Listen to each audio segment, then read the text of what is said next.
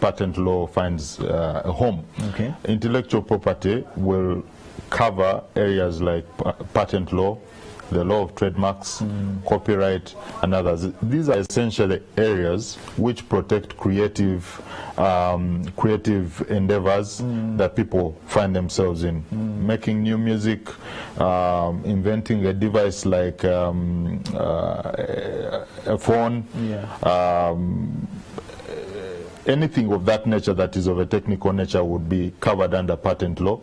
And so intellectual property is the broader concept. Okay, now patents now.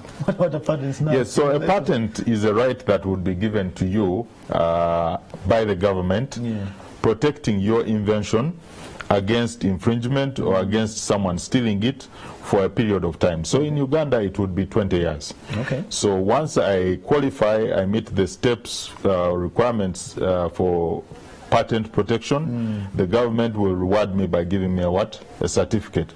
So then it is up to me to exploit that patent. So just like the government gives you a land title, it is up to you to build a single-storied house, a double-storied house, to sleep in it or to rent it out. So the government has nothing to do with that. The only thing that the government will then come in and do is to ensure that once you have that right, if someone comes and trespasses on that patent, it will give you the framework to enforce that patent against an infringer. Basically your rights. Exactly. Okay, very good. So when do I get a patent? And we're assuming you talked about technical inventions. Yes. What do you mean here? Okay, so essentially I would say technical in the sense that if you were to take, for instance, a tablet like Panadol, you get Panadol by combining a number of chemical elements to get there. Now, the person who has actually made that medicine has invested money in terms of the actual products. They have invested money in research and so on and so forth. So the technical nature of the invention is slightly different from if I was to compare it to copyright, where you would be looking at lyrical works or artistic works. Exactly. So technical inventions would largely be of a scientific nature, as opposed to the literary ones, which would be fall in the category of copyright and so on. Very good. So if I have this technical invention, I invest in science, I go to the lab or whatever, and I have it, how do I then proceed to get that right from government? What are the steps? Well, the steps are that you should approach a patent agent or a patent lawyer, or you yourself, if you have the skill to draft the patent document, is essentially spell out the description of the invention, the essential features of the invention. If it has drawings that can explain to a person how you came up with the invention, that would be vital. But the critical element in a patent document relates to what they call the claims. So the claims are essentially like a fence. So I will take, for instance, if you had a potato garden, and you decided to fence it off, what you're trying to essentially tell the public is that whatever is in this fence is mine. If you come into this garden, you are trespassing. So essentially when the government gives you a patent, it is not to anything and everything. It is to what you have described in the in the claims. So essentially you're saying these are the ears, this is the nose, these are the arms of my what? You give a description. Exactly. So that when the government is protecting, it is not protecting a broad, endless, featureless thing, but a specific article or process that you have got protection for. Am I right here, Paul? Can I patent an app? Yes, you can patent an app because the tests for patentability are really three. One is that what you're claiming protection over is novel. Okay. Novel meaning it is new. Yeah. It has not been anticipated by other things which are already on the on the market. Now that doesn't mean that there is no app. It is just to say that your app does what it is doing in a completely different way from others. Exactly. And the second step is really what they call the inventive step. Is just to say that other people who are skilled like you in that area, okay, would not have said this is obvious. So essentially is to say that what you have come up with is not obvious, and therefore you are entitled to what? Patent protection. The third thing really is the test of industrial applicability. And this really is to say that a method or something that is naturally occurring, you can't say that you've patented the Mutuba tree, for instance. No. Or you can't say that you patented what they call it, photosynthesis. Yeah. Those are naturally occurring phenomena that you cannot get protection over. So as long as you can show that what you have invented is industrially applicable, can be used. Let us say, for instance, a water irrigation kit. Okay, if it is something that does not exist on the market, works in a manner that is totally different from others, then you would be entitled to getting a patent, because that can be proved to be useful in agriculture or in other similar areas. Okay, very interesting. So Paul, where do you find, I'm sure people are listening and saying, maybe I should patent my invention. Where do you see most of the potential for patenting, and yet people are not doing it from your practice? I think from my area of practice, I would say that because agriculture probably employs 90% of our people here, I would say that there is scope to patent quite a number of things, of devices. So moving away from the handheld hoe to a device, for instance, which automates that whole process of tilling the land. Those are areas that you could see things, new products being patented. But the flip side to this also is, even if we did not use the system for filing, for protection, we can actually use the patent information that already exists to innovate around those patents that exist. So the way the system works is that the patent is protected in the country where it has been filed. Okay. So if a Kenyan files a patent in Kenya but does not file it in Uganda, that same product that has been patented can be manufactured in Uganda, but it cannot be exported to Kenya. Do you get the point?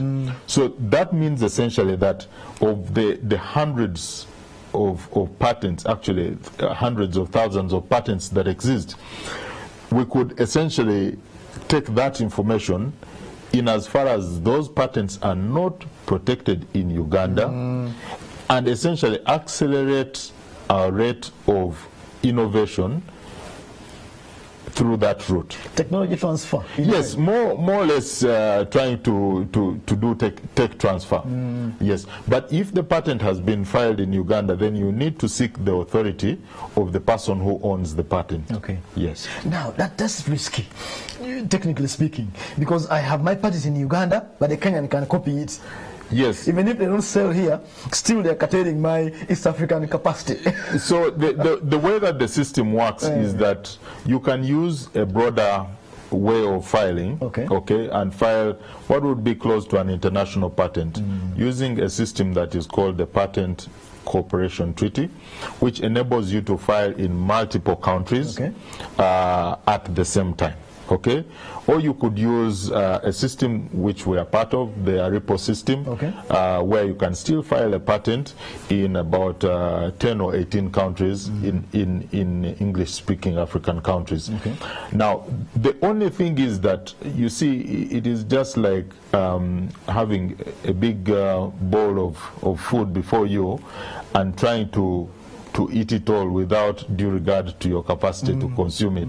So the point is that you want to file in those countries where you can actually exploit the patent, where you can either either you can manufacture or you can give the right to manufacture to Mr. Setumba, who has the infrastructure to do what? To exploit the patent. So yes, you can get the patent, but if you cannot exploit it, then it is of no use. So the whole point that we try to encourage is to say, okay, if you are able to manufacture, which very few people have the capacity to, go ahead and do that. But in order not to lose it all, you can actually license it to so-and-so who already has, is in that area and can give you a small royalty, whether 5% or 2%, and you do not have to lose it all. Exactly. So that is another alternative way, and we call that licensing. So to illustrate, if I have an app which is patentable, but I have no cash to transform into a business, I find someone with money, and then go ahead. You mentioned earlier about trade secrets. What are those in relation to patents? So trade secrets is another route. Now, I didn't mention that the cost of filing a patent, particularly internationally, can be very financially draining. And so some people may decide, and the other requirement, of course, of patenting is that you're going to disclose what you have done, which means that if someone was clever or similarly clever to you, they could actually design around your patent and get something that is improved based on what you have done. So some people may prefer to hold that knowledge to themselves and own it as a trade secret. So a trade secret is basically provided for under our law, and it is just defined as information that has not been disclosed to the public, but is commercially viable. So as long as you hold it to your chest, it is a trade secret. The challenge comes in enforcement, where you are unable to prove that this was my secret. This know-how or this technology is yours. And because we're trying to move to enhancing or improving methods of dispute settlement, broadly speaking in the commercial justice sector, we would want to encourage people to have documentary ways of proving whatever they are laying claim to. Even if it's so close to my chest, so if it was a trade secret, for instance, and you wanted to enter into a commercial arrangement with me, I may be a distributor, I may be someone on your value chain supplying you an ingredient, what you do is sign a non-disclosure agreement with me, which would be a contract between you and I, and would be enforceable against me if I breached those terms within a certain duration of time. It may not last the whole life, but within, let's say, within 5 years within which we are doing this business, I am not entitled to enter a similar business that competes with yours. Okay, very good. Paul, your last word. This is a technical subject. Your last word in a minute and a half. I think very quickly I would say that the area of patents has tremendous potential. The country is trying to industrialize in all sectors. We're not talking about agriculture alone. We're talking about IT, health, and so on. What I would say is that we need a lot more awareness. This has been left to the URSB and maybe to a few practitioners, but I would say that less than 2% of the lawyers licensed to practice actually operate in this area of intellectual property. So what we need to do is to have a lot more effort from the government to publicize, sensitize, and where need be, in cases in other areas like the law of trademarks, the law of copyrights, really revise those fees so that the local people, the SMEs, are able to benefit from this, because it will grow our economy and also improve on household income. Okay. Thank you very much, Mr. Paul Asiimwe from CP Law Associates, on speaking about patents. I do not think that you could have grasped everything as we discussed. So if you missed the show, you go back to our NTV YouTube NTV and look for the link.